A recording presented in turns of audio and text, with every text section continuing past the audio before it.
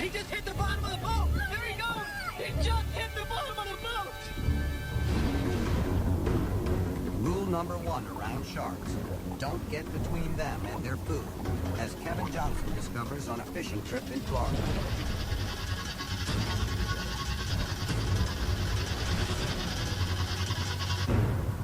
Some friends and I, we rolled out on a sunset cruise, a very impromptu trip, just to go fishing.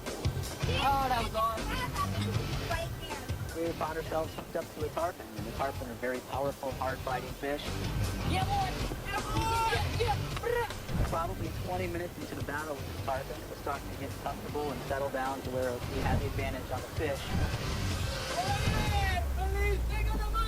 Who would have known what happened next? Shark! Yeah, shark! Look at the fin! Here comes the big hammerhead! Big I got a quick release on it, and the moment that the tarpon swam away from the boat is when that hammerhead decided to come in and take advantage of the perfect feeding opportunity.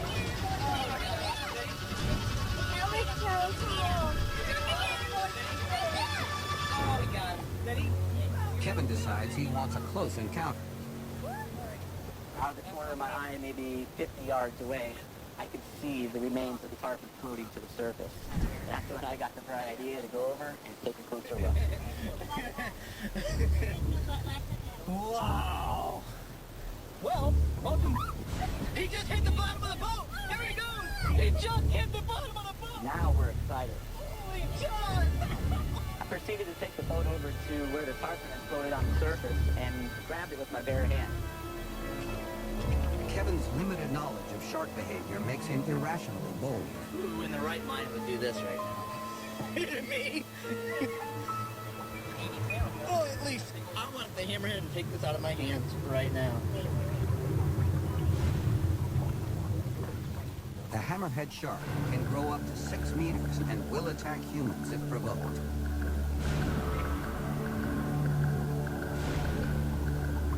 Why would anybody try hand feeding a shark that big? It doesn't make any sense.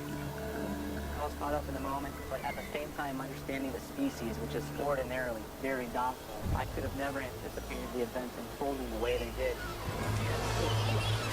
That thing just hit the bottom of the boat for the 15 foot. Look at that! Grab him! Grab him! Oh my God! Did you see that? It's an amazing experience to see a shark, particularly a large shark like that. But what he did was really irresponsible. That shark could have taken his handle so easily. We realized how privileged we were to be a part of such a unique feeding scenario, and to capture it on film made it even better. 14 foot. Look at that! Grab him! Grab him! There are a few things everyone knows about Australia. The creeks are full of crocodiles. The sea is full of sharks. The land teems with bizarre animals. But one Aussie oddity's behavior is so weird, it shocks even local paddler Peter Anderson. We decided to paddle up Calabudgera Creek. Paddled about 9 kilometres. I looked across to the side, and there's a koala actually drinking out of the creek. We just couldn't believe our eyes. Just seeing a koala out of its tree is a surprise. But then, this arboreal animal suddenly becomes a cloud.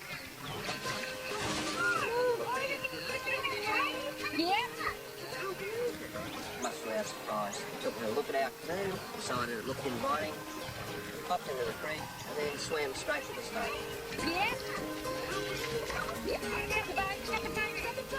We've never heard of koala swimming before.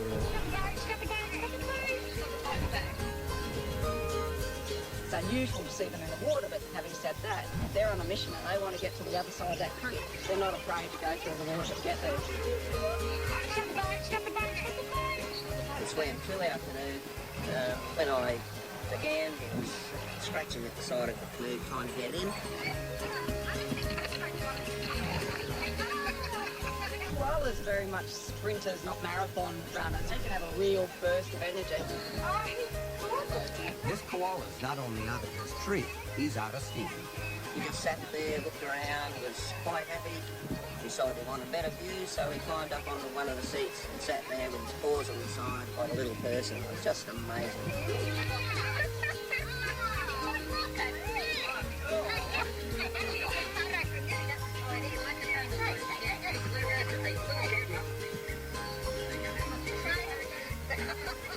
We sat there for about 15 minutes with the koala in the canoe.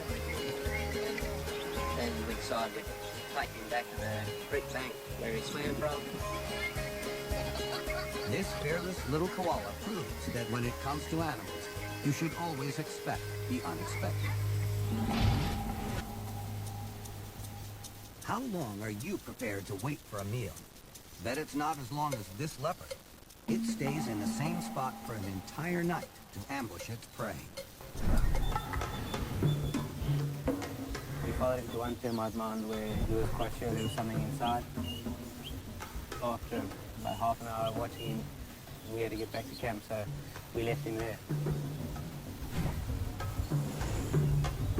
Next morning, we decided to go just check if he was still there, and sure enough, he was still there. The leopard has now been perched on top of the termite mound for 13 hours. His ears suddenly pricked up, and we knew something was stirring inside the mound. Everybody's very quiet and just waited.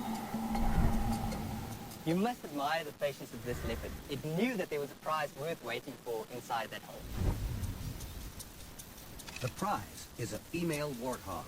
She's sheltering her family inside the mound. He was in the perfect position where the water couldn't really see behind it.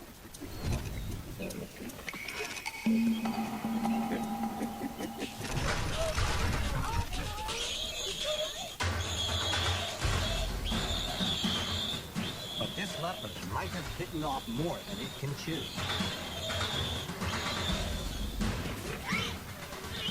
There seemed to be a bit of a pause while leopard was gathering strength again for one last effort to drag the water out of the mound.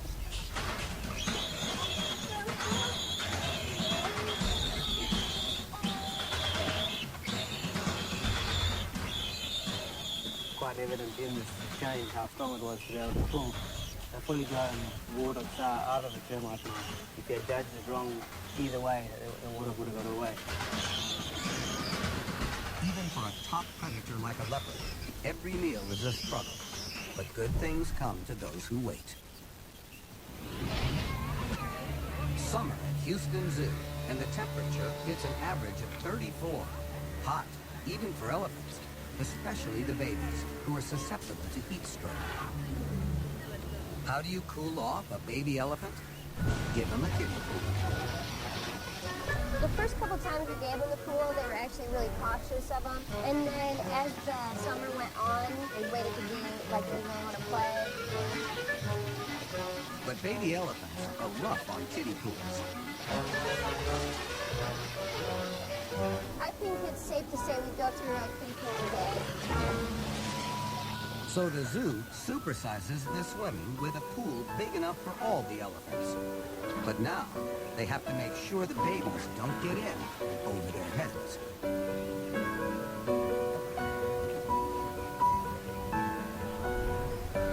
The pool's about 9 feet deep when it's totally full, but at the lower level, it's about just over 3.5 feet deep. So we knew that even a small baby could probably touch the bottom. They bounce off the bottom, they walk on their hind legs, they play with toys, they seem to really enjoy dunking each other. Just kind of like having little kids in the pool.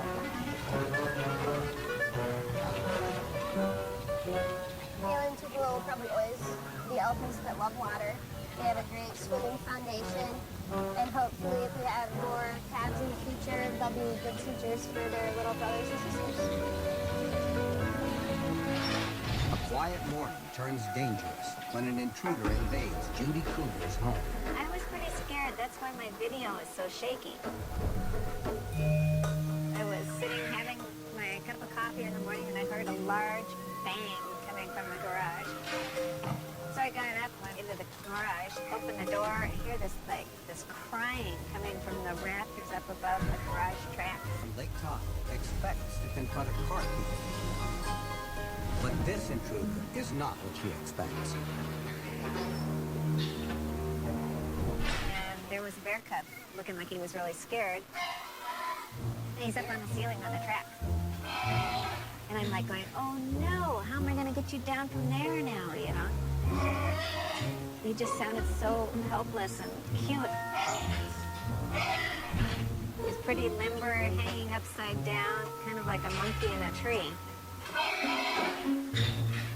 It's difficult to say what actually attracted the cub into the garage, but barking is a natural defense mechanism for blackbears. So the moment this little cub felt threatened, he went for the highest spot. Then the garage door started coming up, and then down. And then slamming back down, and I'm like, what the heck? On the other side of the door is a 130-kilogram mama bear ready to fight for her baby. This cute encounter could get deadly.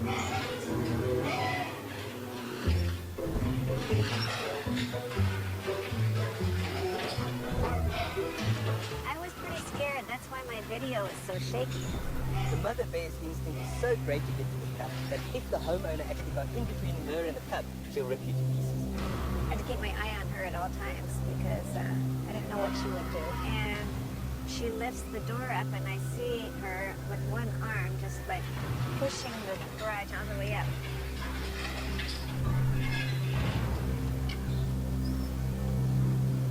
It was pretty harrowing carrying the mother out in the front.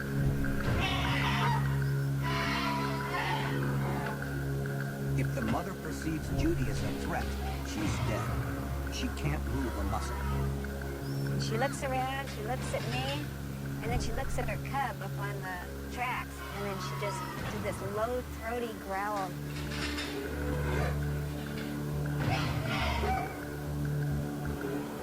Like, you know, get down from there now.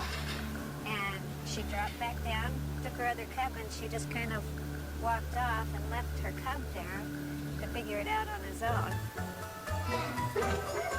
Judy can't help because she may provoke the mother bear into an attack. Then, amazingly, the cub spots a handy ladder. At this point, I'm thinking, oh my God, it's going to hit my car. And it just missed the car because it hit the tracks. And then he climbed down and took off, ran off.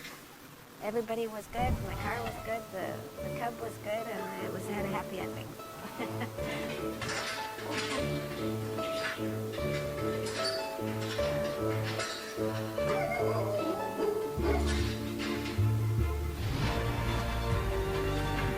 Africa's Great Migration. One of nature's most epic spectacles. A horde of herbivores that must cross a living river of crocodiles.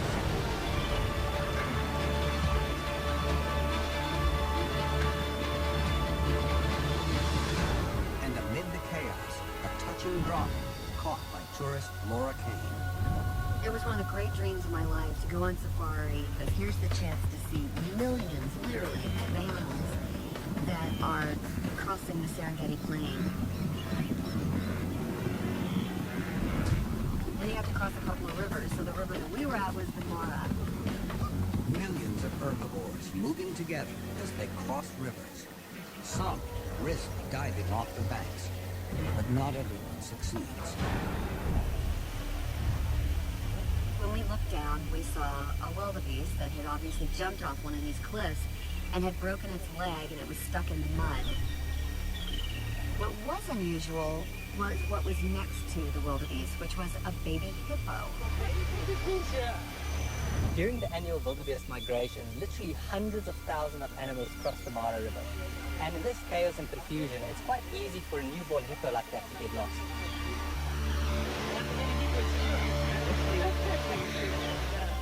The first thing you want to do is run down the bank, help the poor little hippo, especially because then the wildebeest started butting it with its head and hurting it.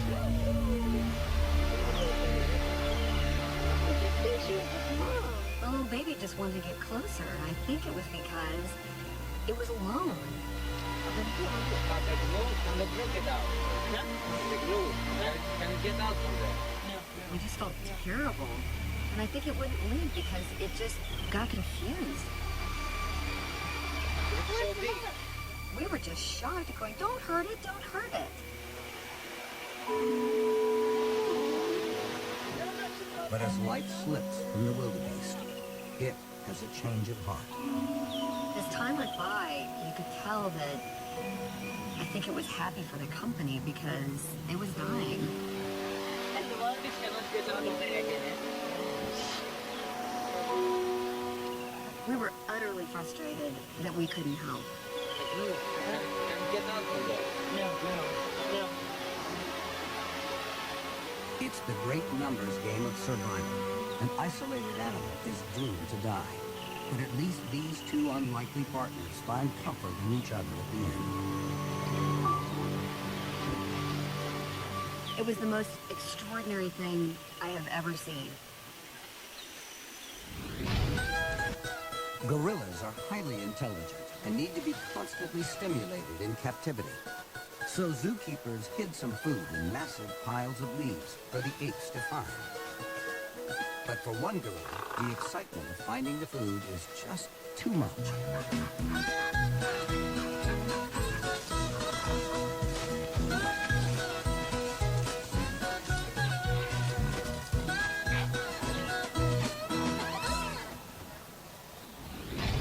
It's a quiet day at the waterhole when tourists Hugh Brumlian and his girlfriend Pauline Franken visit the Kruger Park in South Africa. It's a very peaceful sight with little zebras playing around, little wildebeest.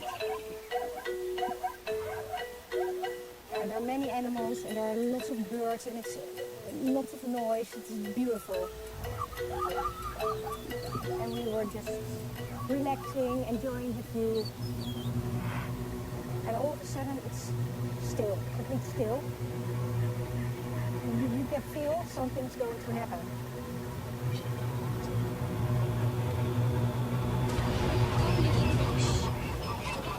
Suddenly, a large crocodile takes one of the zebras.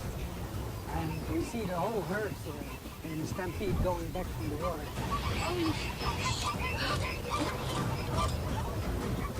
We thought, okay, this is the end of the zebra. The croc drags the zebra into deeper water to finish it off. But it's not alone. Suddenly we hear hippos crying from the distance. We were wondering what's going to happen because it's really strange to see the hippos and the croc and the zebra all together. It seems the hippopod is on a rescue mission. They clearly seem to attack the crocodile, taking it off the zebra. Yeah. We think, oh, wow, this is amazing. Hippos are extremely territorial and will defend their turf against crocodiles. But these behemoths aren't always the good guys. Things are about to get worse for the zebra. But with the croc out of the way, the hyper-aggressive giants look like they are turning on the zebra.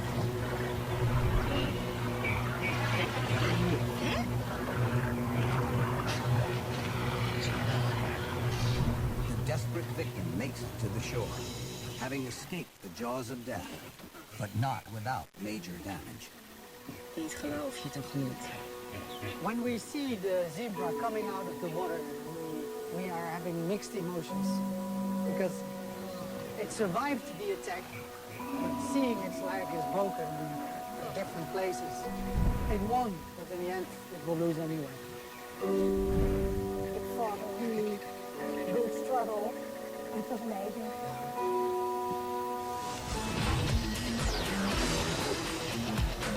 In the wild, Every day is a fight for survival, often literal. And the bigger the beasts, the bigger the battle. As tourists Linda and Rick Hooker discovered in South Africa. We were driving near the river, and we noticed a couple of adolescent elephants not fighting. It looked like brothers, one a couple of years younger than the other. It was the little smaller elephant that was actually the instigator and getting rougher and rougher, and I think the bigger one kind of was ready for the game to be over. Play fight gets real fast. The bigger of the elephants delivers a beatdown to his brother. And this larger elephant hit the small elephant with 2 or 3 very hard thrusts. The little one just flew off of his feet and really hit the ground. It really startled us because he was laying on the ground for quite a while before he moved. Lying on its side, not completely unnatural posture for an elephant, but being thrashed down onto the ground by a larger individual poses grave danger for serious injury. Then help comes from the most unlikely quarter, the smallest member of the herd. The little elephant just ran full speed. He thought this was a real tragedy unfolding for the family. Elephants are instinctively helpful when one of their comrades is down. Here you've got a family group with sibling rivalry and plague, and this little baby just thinks, what's happened to my brother? Gotta help him up. He really was trying so hard, just pushing with all his might. You know, he'd turn around backwards and push with his rear end, like, what can I do, you know? He had no idea how small he was. The intervention seems to bring about a change of heart from the bully. The larger elephant that forced the smaller elephant down to the ground did show remorse and went all out to help get him back up again. It was obvious that that was a family. I think the mother was the only one that probably knew it was going to be all right. And she didn't even seem concerned. This was like, oh, kid. In Alaska, bears rule the waterways and wolves hunt the forest. But guide Brad Josephs films a wolf pack staking a claim to the bear's turf. You would occasionally, maybe once or twice a summer, see a wolf or two. I started seeing a pair of white wolves, and I realized that they actually had a den site.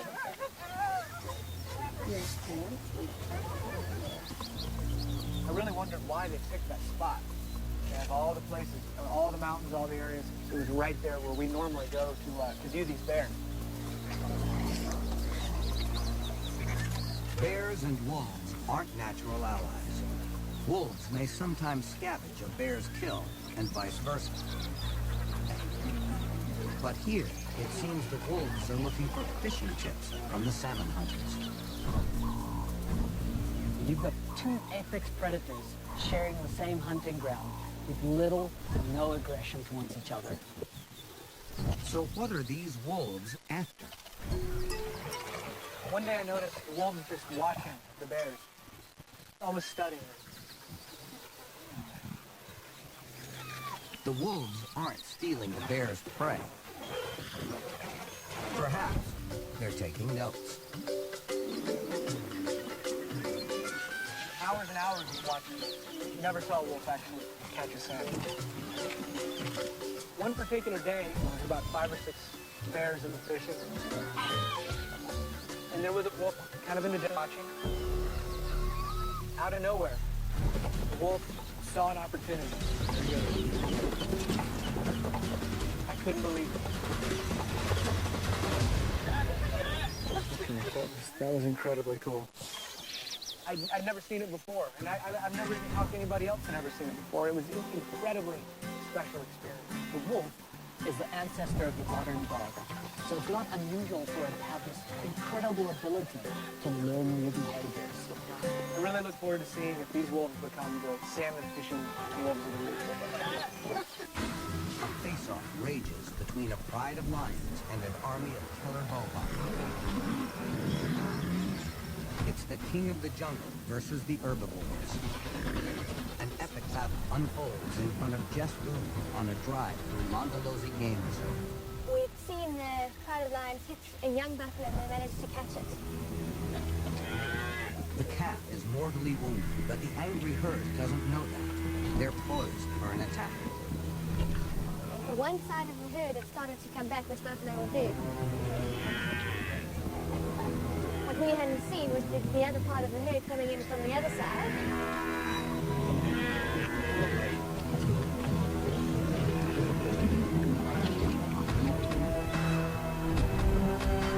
It's worth the effort to pull down a big animal like a buffalo, which is exceedingly strong, exceedingly aggressive, so it is a battle.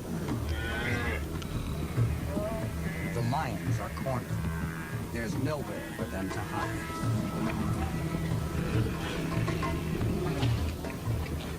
One young lion who'd been chased up a termite mound. He was sitting on the top and able to hang up the lips. And the whole car was going, this lion, he's dead. One cat is surrounded, and escape seems impossible.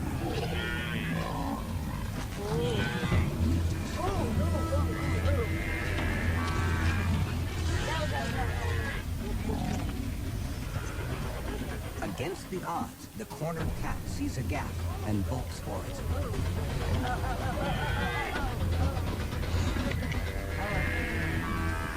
What then happened was quite strange because the buffalo actually came to the carcass. The bulls carried on, although the lions weren't on it anymore, carried on flinging this carcass around and going at the carcass. The old bulls aren't attacking the dead calf, but desperately trying to revive it. But the herd is too late. There's nothing more to be done. The prides risked life and limb to take on a buffalo army. They've survived the fearsome counterattack, and now they claim the prize.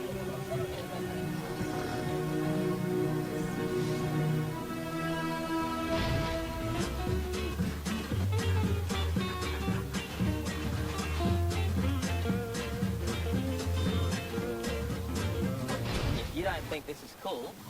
Swim over there and have a look at some corals and fish. I'm staying right here because I've never seen this before.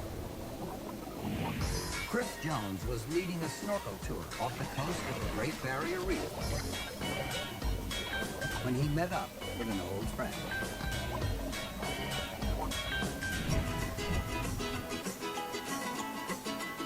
Daisy's quite a well-known Malabar cod. Have a relationship with Daisy built over many years. But today, something just isn't right. Realised something was very much amiss, as there was something sticking several feet out of her mouth. All cosmocrones are greedy guts, and they will try to slip down their throat anything that comes across their path.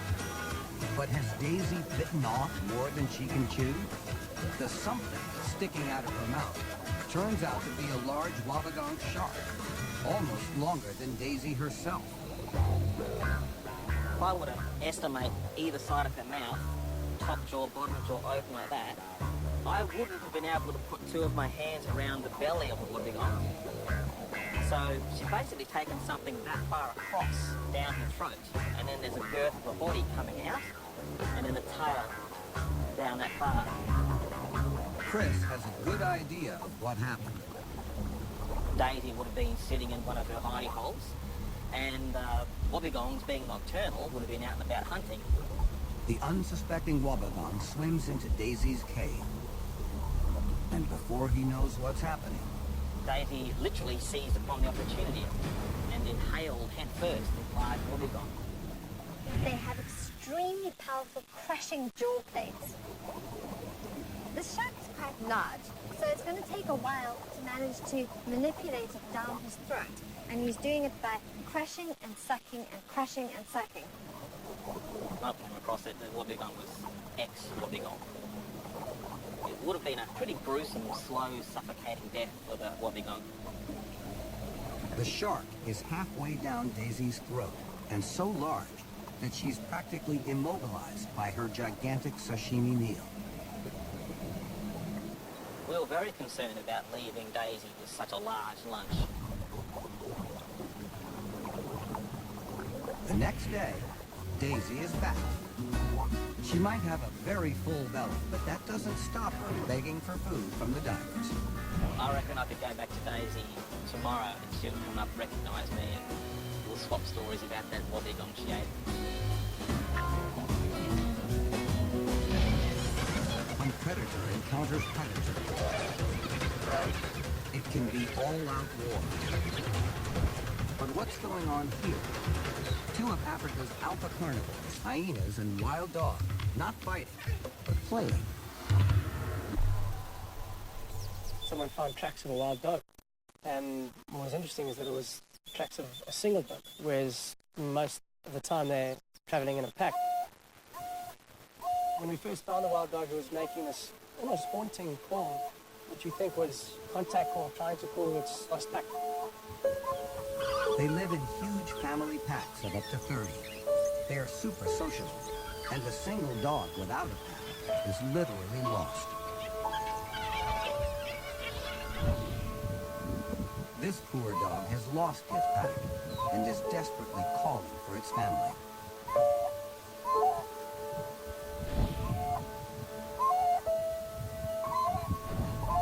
But instead of its own pack, its call is answered by 3 hyena cubs. Hyenas and wild dogs are deadly rivals. A dog pack would usually tear these hyena pups apart. Having another predator face-to-face with cubs, that is a risk. Because normally, this wild dog should be trying to kill the pups. That's crazy. The sight that greeted our eyes was nothing short of amazing. It was the wild dog actually interacting with some of the little hyena pups. The lonely young dog seems to just want to play.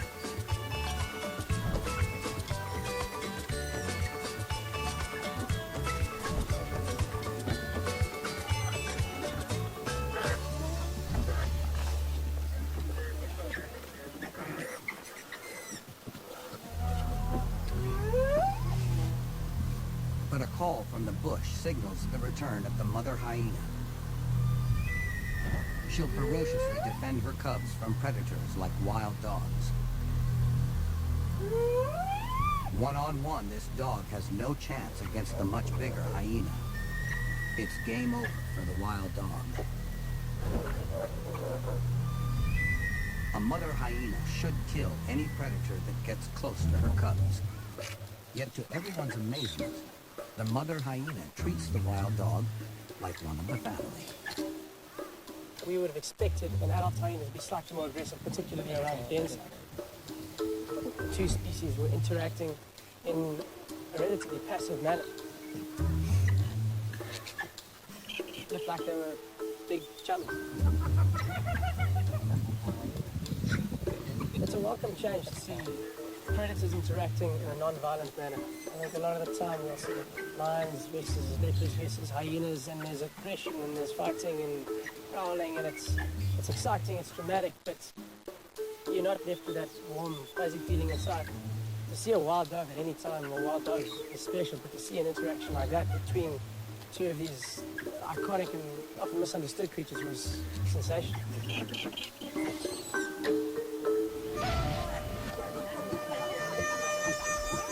Is this for real? It seems that it's not just pandas with kung fu moves in Japan. Claude, Asazu's Asian black bear, has perfected his stick form. A lot of animals in zoos actually originate as confiscations from circuses and other organizations.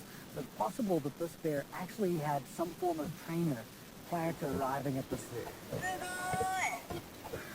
Claude wows crowds with his daily martial arts routine, and there's a real good reason he sticks to it.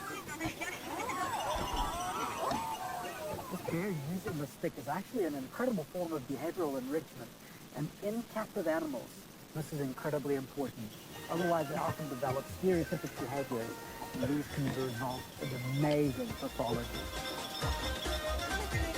Rather than pacing his cage, Claude uses kung fu to keep his mind and body fit. And his scores of fans will tell you, you gotta have the moves, to make it big in Japan.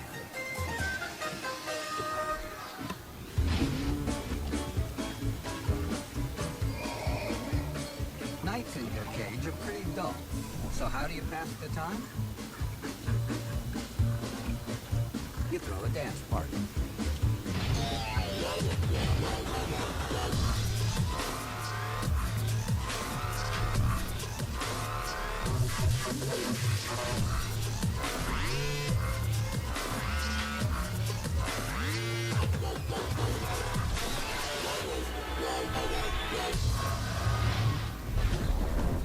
Hippos are among the most dangerous animals in Africa. Estimates suggest they kill around 200 people a year. On Lake Naivasha, in Kenya's Rift Valley, tourist Evan Petkow nearly joins this statistic. We got to the dock, and we were looking out on the water, seeing the hippos pretty far away. And it was almost that tease of them being so far away that made us want to say, hey, we got to get closer. Unaware of the danger, Evan hires a boat. The boat was tin, had like a few benches in it, and a little canopy over it. We saw hundreds of hippos that day. And they would duck their heads under, and we would just wonder where are they going to come up. Hippos are unpredictable, aggressive, and terrifyingly territorial. Evan's boat is way too close to them, and he's oblivious to their body language. Supposedly the yawning is a warning sign, get away. I don't think we knew that at the time. And now, they're in deep trouble.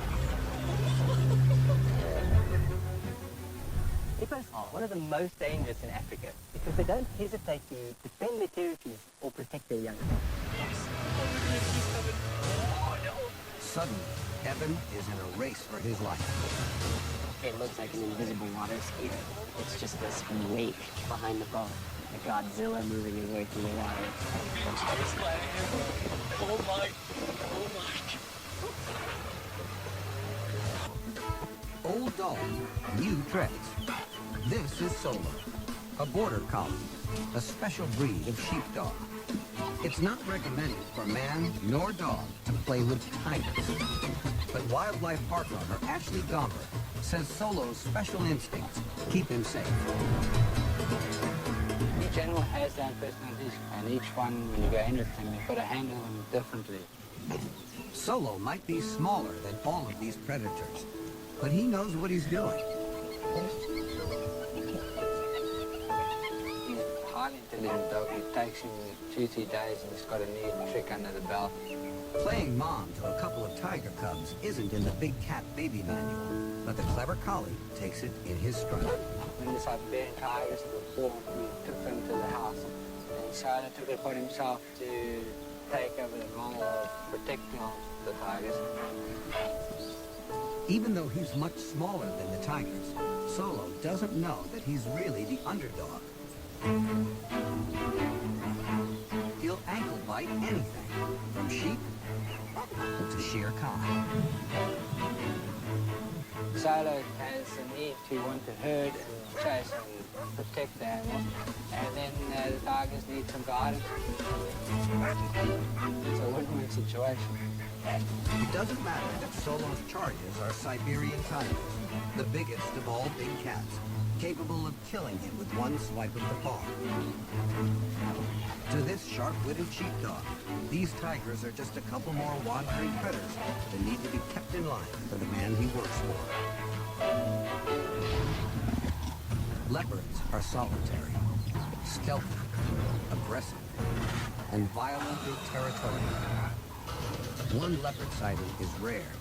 Seeing 4 at once is almost unheard of, and a recipe for feline fireworks.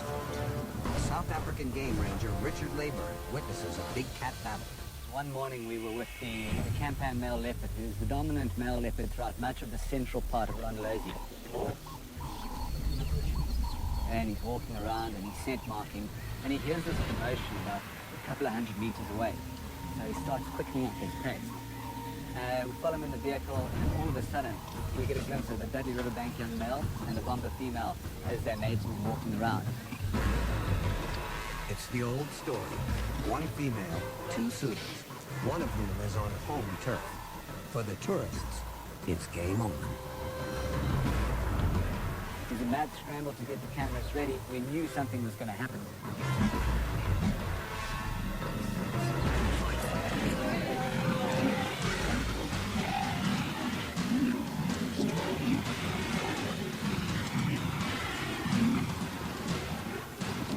There was this 15 seconds of incredible aggression and incredible energy.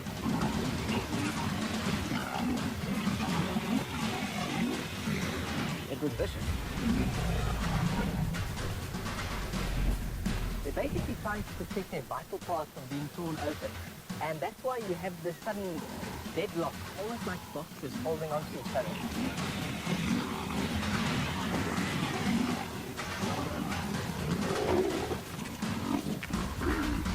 Neither wants to let go because they're scared that their opponent might rip them apart.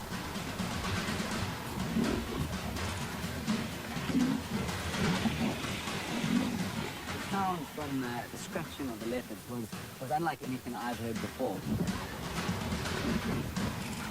A lot of the guests in the vehicle were taken aback at the aggression and the intensity with which these leopards fought each other.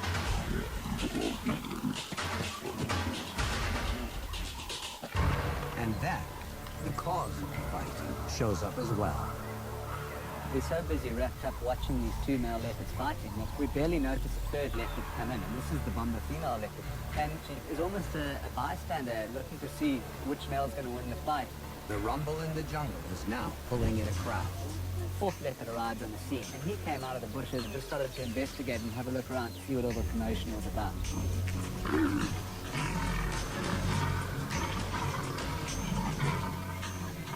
Seeing a leopard is one thing, but in this case, seeing 4 leopards together, a sighting that you'll probably never see again in your lifetime.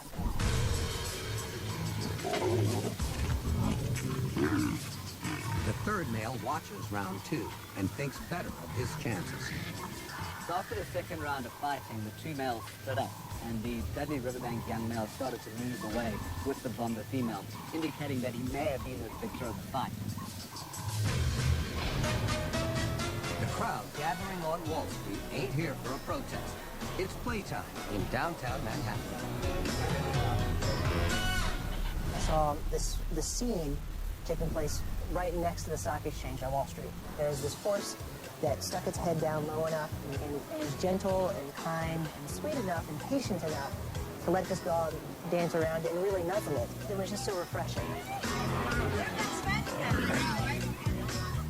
Luella is so wrapped up in the moment, she doesn't realize she's drawing a crowd. And before you know it, she's the talk of the town. The thing that I thought was the neatest about it is that people would talk to each other like right then and there, like they would share the moment. At one point, this little girl comes over and tries to pet the horse, and the dog actually kind of pounces on the girl and says, essentially, back off, right? The horse is mine. Luella clears the street. 2's company. 3's a crowd.